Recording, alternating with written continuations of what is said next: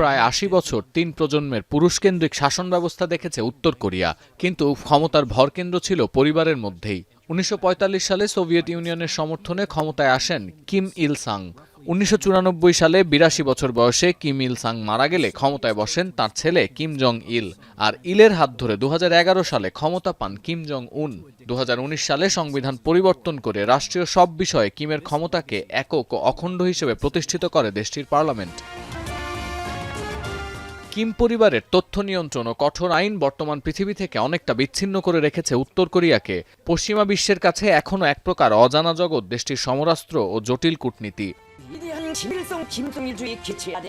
সিংহাসনে ১৫ বছরের এই যাত্রার মধ্যে আবারও ক্ষমতাসীন ওয়ার্কার্স পার্টির প্রধান নির্বাচিত হয়েছেন কিম।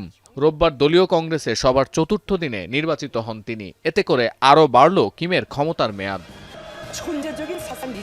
একই দিনে দলের কেন্দ্রীয় কমিটিতে আনা হয়েছে ব্যাপক রদবদল, প্রতিস্থাপন করা হয়েছে ৩৯ জনের কমিটির অর্ধেকের বেশি সদস্যকে। এদিকে কিমের পরেও এই পরিবারই ধরে রাখতে যাচ্ছে উত্তর কোরিয়ার শাসন।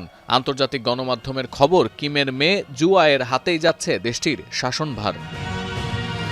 সতীর্থ কর্মকার, এখন বিশ্ব।